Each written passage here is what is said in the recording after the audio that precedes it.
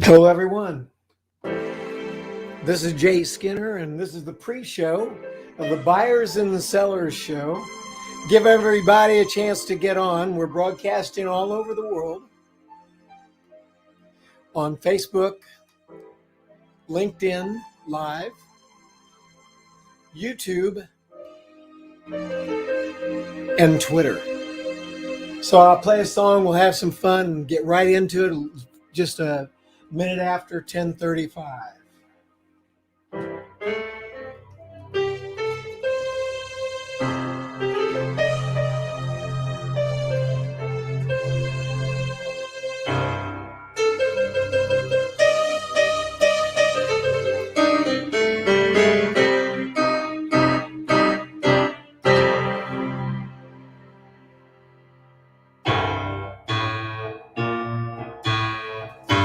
Oh yeah, I'm Jay Skinner. This is the Buyers and Sellers Show. Just waiting for everybody to get on, and then we'll get right into it. Systematic, intentional project management.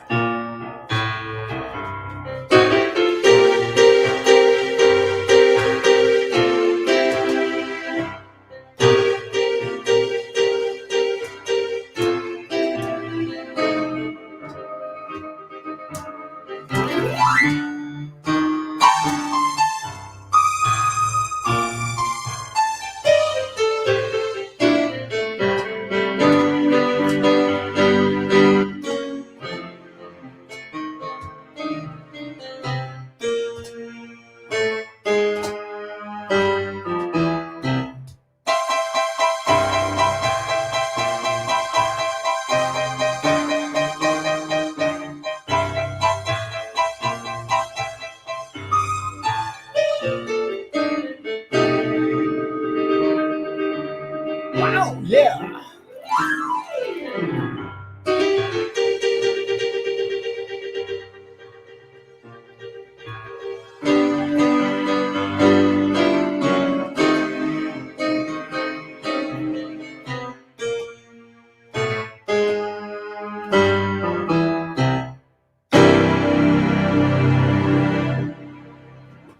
And we're live.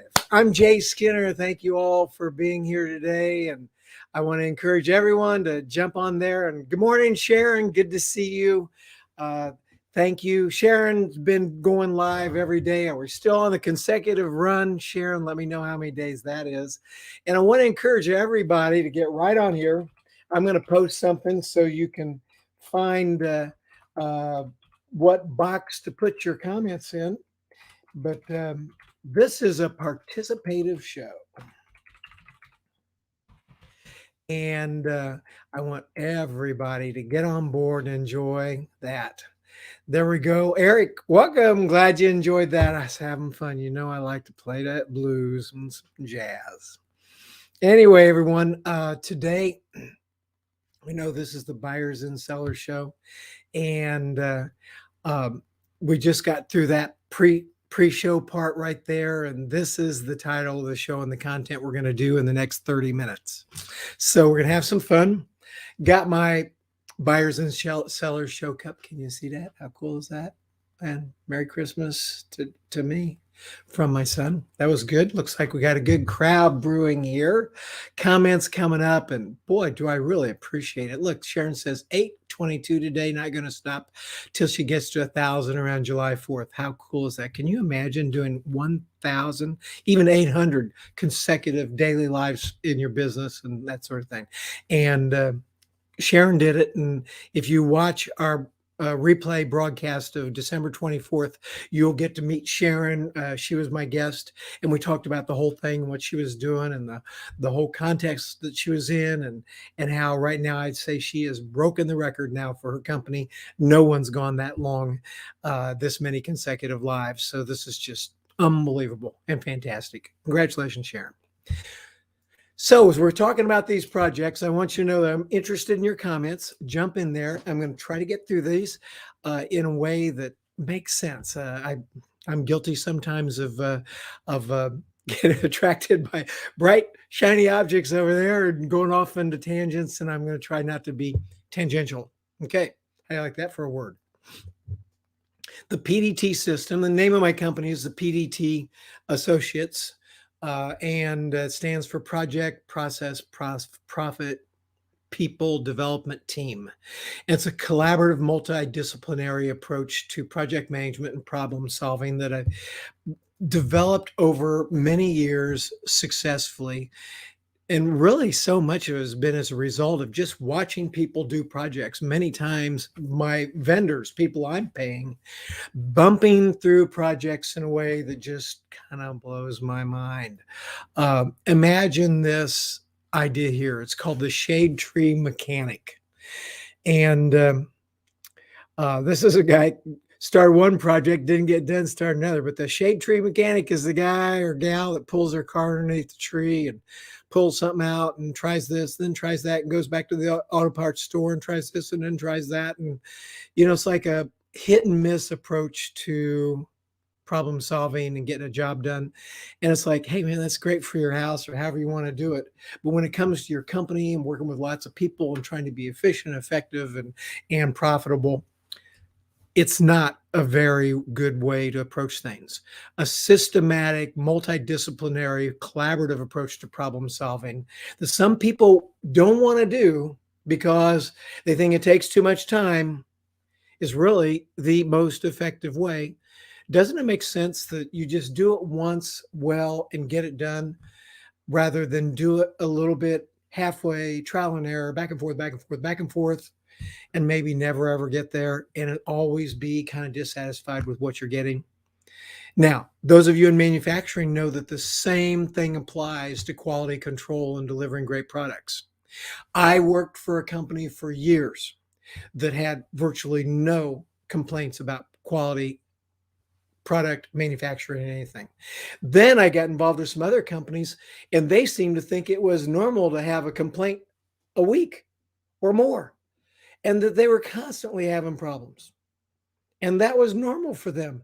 It's like, boy, was I surprised, because I'm not used to having complaints or manufacturing problems or being in a company that does that. So I got some revelations a number of years ago about what some people think is okay when it comes to project, process, profit, and quality control problem solving. So just want you to know that we're going to try to solve those problems today, and I'm going to give you a path to work on it. Eric says, good morning. God's blessing to you and all on board and soon to be. Thank you. Thank you very much, Eric. Glad you love it. I love you being here too. Thank you very much. So moving right along, we know about this. This is a simple way, a simple and easy to employ discipline to keep you from doing things over again when they have to be done right and they could have been done right to begin with. And I'd like to know if someone, just this is an aside, I'm probably, is the word employ or deploy? This is a simple and easy to employ discipline, or would that be deploy? So some of you, my friends that are wordsmiths, love to know if that's the right word. Now, you remember this one? Gee, I think everybody's heard it. If you haven't, there's a guy named Robert Fulghum who wrote a book, and the title was All I Really Need to Know I Learned in Kindergarten. And that's an interesting one, and you can ponder that. But what I'm going to teach you today is that for projects and problem solving, all we need to know we learned in science fair. Now, if you didn't do a science fair project in elementary school or junior high or high school, that's okay. I'm going to show you enough here that you get the idea. And if you did do it, or you had other classes to do projects in school, and then when you got away from school, you didn't really do what they taught you to do, I think you need to join the crowd. A lot of people do that. They fail to do the things they even learned in college or high school or elementary school. And what I want to encourage you to do is take the good things you learned in school and use them. Take a look at this. I want to show you something that's kind of cool here. Look at that. Well, that young girl is from, this is just something, I grabbed this off of the internet to show the Trifold backstop on a science fair project. Some of you remember that.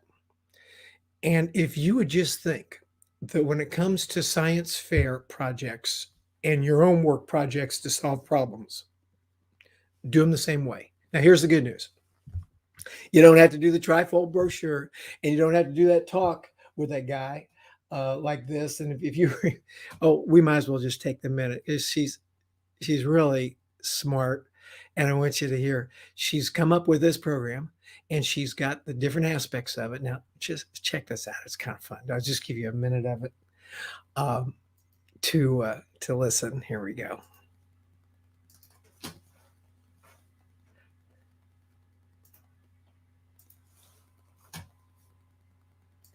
Biology, and I won the Broadcom Master. A bit about my project is testing if there's actually bacteria or toothbrushes, because every day when we go to brush our teeth, putting that toothbrush back into our mouth after we just cleaned it, so I thought that there must be bacteria on our toothbrush. The techniques that were the most effective were the mouthwash technique, the pressure cooker technique. Isn't that great? The UV setting. So you may well have been in that position a long time ago. The thing is that when we're at work and we're doing projects, we're in that position again. We really are. And so think about that. Hi there. It's like, Deirdre, good morning. Happy 2022. So glad you're here. Glad that you could come by. You're going to like this. So let's go through remembering everything we need to know about project management we learned in science fair. Question, problem, you analyze it. Number one, you got the hypothesis. That's your best guess for what the solution might be. You have the variables. I sometimes call that break it before you make it. The process of analyzing your situation, your process, your problem, your project. What are the things that can go wrong, and what are some of the things that we have to consider there? Test procedures. What are we going to do to test our hypothesis and figure out what we're going to do to make this a successful project? And then we have discussion, analysis of the data, of the information that we get from it, and then finally conclusions and next steps. Do that formally. And by the way, acknowledgements. I want to acknowledge Melina Godsey of Fairmont Schools, California. She had the Trifold display there. That was the girl I was showing you there. And that was in 2016. And so I'd say by now she's probably a rocket scientist somewhere, wouldn't you think? So acknowledgement's a big deal. Everybody that's participating in this multidisciplinary group needs to get credit. So make sure, if you're the leader of this project, that you make sure everyone knows who's involved in the project and that they get credit for their contribution. You want to always have the PDT meetings. That's the PDT meetings where everybody comes together and you bring the affected people into the discussion and avoid the temptation to be closed in your approach to things. I mean, sometimes you look at it, something that needs to be done and it affects a number of people, and you just know in your own mind what the answer is, and you're sure you know everybody else's answers too. So you're going to go off and do it yourself or involve one person, that's it. And then what happens? Well, sometimes it's perfect and works great, but also sometimes you find out the hard way that there were things going on that you didn't know about. Can you imagine? Well, so that's why I say in a project, in a company that has wide-ranging effects, think about who all is touching this or is touched. IT, that's information technology, administration people, engineering, marketing, sales, manufacturing. Just have somebody from each one of those departments be involved in this actively. Then what about, we're thinking about the science fairs. So we have the problem. We have to understand what the problem is. We brainstorm possible causes and solutions. What can possibly go wrong? What steps are we going to take, and how does that look? Who does what? We have action with time frames and a schedule for the next meeting, and stay positive. I'll tell you what, whoever's on this team needs to be positive. They need to have the attitude that I'm going to be part of the solution. And certainly recognition of the problem is one thing, but understanding that whatever it is can be changed. and things can be better. And if you happen to have a problem that's historically a problem, and there's always been a bit of a problem, and you know the feeling that, so nobody wants to accept this, and it's always been a problem, and every time they tried to make a change, it was a problem, then that's your opportunity to make a difference, a huge difference. And make sure that the naysayers don't overtake the conversation, but they use their experience to help you find a solution in the light of all these problems that they're aware of. Keep it between the rails. Avoid mission creep. How many times you get into something? I talk about the bright lights, that attract all of us sometimes, and we veer off on the conversation. Well, the same thing happens in big projects. And so if something comes up and someone says, wow, this is like, another problem, say, good, let's write it down, set it aside, and address it later. Remember, on your PDT meetings, please keep them to an hour or less. After an hour, people tend to glaze over. I mean, it's like having a show like this at 30 minutes. It's hard. Right now, people seem to be doing the best with 2-minute TikToks. Isn't it crazy? Our attention span has gotten so low. Stay with me here now. Number 4, allow and encourage silly ideas. Make sure you come to the meeting smiling. We bring in our coffee, and we want to test and see what works. People come up with an idea and they say, well, hey, maybe we need to, go cow tipping or get an air hook, and it's going to do like this and do like that. And they're just dreaming of what the solution could be. And it seems silly, but sometimes the best solution comes from the unreasonable brainstorm suggestions that came earlier in the process. So someone says something that, it's like, don't make fun of them. They may make fun of themselves. I know this is silly, but I wish I could do this. I mean, it's like brainstorming means you can say silly stuff or just imagine, let you go free flow. Because that brainstorm suggestion that comes out of free flow could be the leapfrog or the lily pad or the stepping stone to the really great one that gets people thinking, oh my gosh, well, that's kind of silly, but think about that. Think about how many great ideas came out of a silly idea to begin with, or something that initially seemed absolutely unreasonable. But then all of a sudden you say, well, let's think about that. I'm still working on one, and one of these days it's going to come. I've got a silly idea that one of these days may become reality, or it will be the stepping stone to that when it comes to material handling and plastic pallets and conveyors and things like that. How about that? So, go the other way. There we go.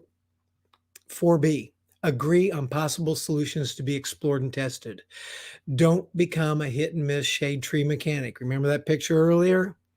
You pull the car under the shade tree, you go back and forth between the car parts store until you get it fixed, on Sunday evening, if you're lucky. Hit and miss, hit and miss. Let's don't do hit and miss. Let's take this scientific approach. You remember that? The scientific method? It's really what we're talking about. Number 5, test solutions in small ways before implementing in large ways. Wade into the water with a new process, product, or procedure. I'm going to show you something on my website. It's called the PDT System, and I want you to kind of know how this stuff works. I'm going to go right here and share that screen. There you go. Boom. Thank you for your science fair. And I'll do like this and hit share. There we go. And let's take a look at the PDT system. If you go to vjskinner.com or PDT Associates, any one of my links, you'll end up, at my homepage that looks like this and has a lot of cool stuff. On the bottom of it, there's some documents. One is called the PDT system in PDF. And then also at the top in the upper part here, you can see we've got some menu items, and hit PDT system, and this gives you some of the information. It's a collaborative, multidisciplinary approach to doing projects. And what I wanted to show you here as part of number 5 is this is when we're doing capital projects, building custom pallets or machinery, and bringing projects on in plants. And we talk about 7 quick steps here we get through. And if we have to, we kill it at one of the steps, move on if it's not a viable project. But one of the things is after we've gotten an order and we're doing the design and everything, we get down here where it says final design approval and agreement. I'm going to point at this with my mouse if you can see it. Final design approval agreement for both form and function, but it says first parts are tested and approved. Well, this is number 5 here for me, is test solutions in small ways before doing a large implementation. And don't let people bully you into bringing in and doing it all and implementing the whole 6-figure project or whatever it is until you tested it. Or in the case of a computer program where you're adjusting forms or programs, identify the problems, come up with some new ideas that might make it better, and then at the same time, then in a modular way, in a segmented, smaller way, test your ideas to make sure they're really going to work and really going to satisfy the needs and fix the problems that you're trying to fix. Man, don't just go full scale, but you can go full scale. Oops, there we go. After the small scale testing, everybody as a group will agree, okay, that's good. Let's implement it. And then watch it and make small course corrections. And that's another part too. See, you notice I have these PDT meetings where we involve the group at key places during the project. Now, some of you that are project managers, manufacturing engineers and electronic engineers and who knows what, or you're not an engineer, but you've been doing big projects for years, know that there's some very detailed programs out there that you've used for years called Gantt charts. And that's where it shows the 17 different things that have to happen, and hopefully they're happening in a not in a series, but in parallel. So multiple things are happening at the same time as you go across the chart. So there might be 7 or 8 different people doing different aspects of the project at once, where the idea is it all comes together at the end. Okay. This is the highest level of the project management that I'm talking about, looking overview. This isn't the Gantt chart. And if it's a project that's got lots of stuff going on, you'll need that. And there's great project management programs there that you can use, and we can get into the details of that someday. If you want to know, let me know. I can direct you towards that, because there's one program called Smart Sheets that I've been involved in. It's, man, what a great thing. There's other project management softwares that can be used to get into the real nuts and bolts and details of the project when it has lots of factors and it's a long time, lots of money, lots of different things that have to come together, and lots of different disciplines and people that have to be involved in putting it together. So think about Smart Sheets and that sort of thing. This is not, the PDT system is not that detailed of a system. This is the overview on how to handle things, dealing with the people and working together as a group. Now, review and update after a reasonable time of implementation of the new project, process, procedure, and then do it again. Now, if someone says, look, by the way, there's a great big candy cane from Christmas time. If you like candy canes, but just think about, if someone says you're just going around in circles, you accuse me of it, you can probably say, yep, that's probably the case. Because what do? Identify a problem, prioritize, initiate a plan of action, review and update, and then go back around. And I'm always talking to people, this is the time to slow down. When I'm in sales and selling and I have a project and I'm trying to help someone understand that project and where we're going to go and what we're going to do, and get them to join with me to commit to doing the project. Once they do that and we all agree we're going to do that project, then you'll often hear me say, I'm going to take off my salesman's hat and put on my project manager's hat.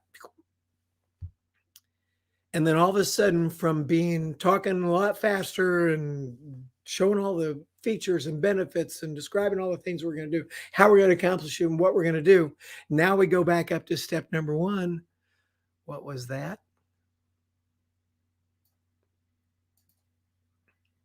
bring in all the affected people, analyze the situation, apply the science fair approach, and slow down, put it into low gear. So I'm very interested in those of you that are watching right here.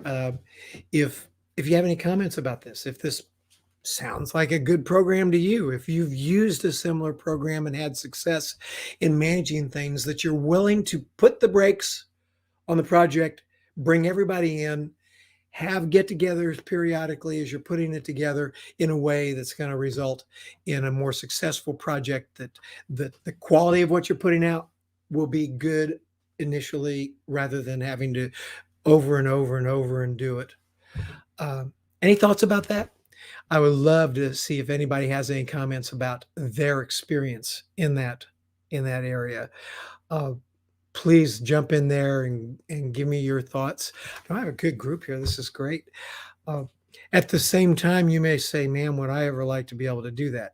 I got to tell you that over 25, 30 years of approaching problems this way and trying to make it better and better and better, it's fair to say that I've gotten pushback.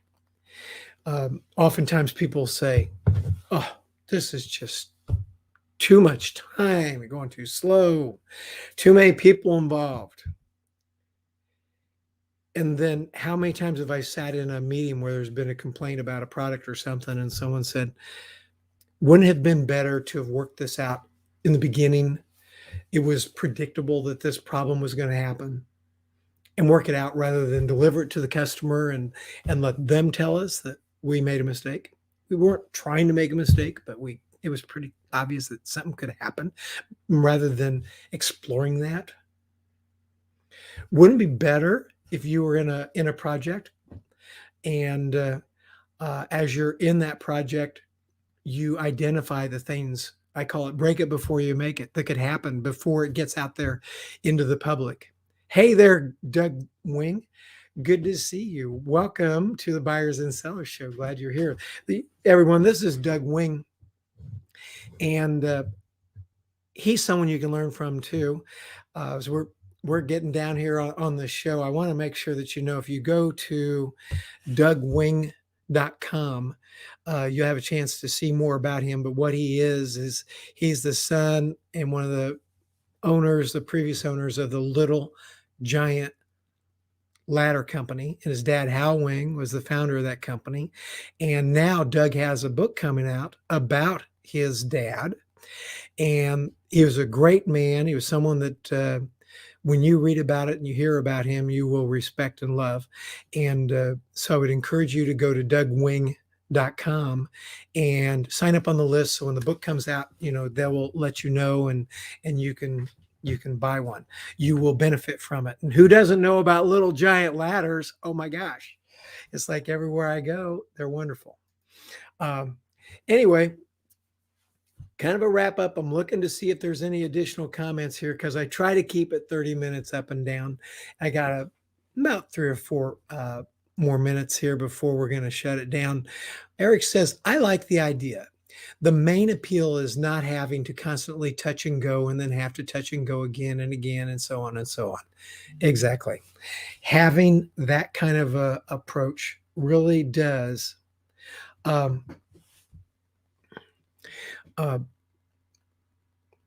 reduce the back and forth. Doug says, thank you, Jay. The book is in final editing now, March 5th release. How cool. That'll be great. And Doug and I have talked about him coming back on the show, and we just we'll pull out our calendars and get him back on. If you go back into the playlist of our past ones, you'll see when Doug was here before. And I've actually replayed his show before, because it's one of the best ones we ever did, and his insight and his attitude, and you'll love Doug Wing. So that's good. Look and see if there's any other comments. What I want to do is wrap up here with the idea of the Buyers and Sellers Show. The silver rule says, do unto your vendors how you want your customers to do unto you. That's the silver rule. Buyers and sellers, aren't we all buyers and sellers? We really are. And when it comes to doing projects and attacking problems, if you'll put on the brakes, take a systematic PDT, project development team type of approach, step by step, involve people that are being touched by it. It seems a little frustrating. You think it's slowing down, and it might be just like when you think you can just do it yourself. But believe me, if you get the rest of the team involved in it, let them have some input and be part of the solution, not only will they be more bought into the idea when it comes to implementation, but you won't miss things that are easy to miss just simply because you didn't know. How many times did you take off on a project by yourself and then you found out, oh my gosh, I missed something that was entirely out of my purview? Didn't even know about it. Of course you didn't. You didn't do it on purpose, but you get everybody involved, great things can happen. And that's the best way to do a project. So with that in mind, let's just see if there's any additional comments from anyone. I want to say thank you very much for coming to the Buyers and Sellers Show. It's a good crowd. I like it when you sit back and listen. Maybe you're taking notes. You can come back and watch. This has been a fantastic time together, and I really appreciate you as a regular viewer. The new ones, thank you for coming. Got people all over the world. I'm Jay Skinner, here every Friday morning at 10:35 a.m. Eastern Standard Time, and all these shows are on YouTube, preserved right there in a playlist, as well as Facebook and LinkedIn. So feel free to take a look, replay, and get in touch with me if there's anything I can do for you or with you. Have a super day. Bye now.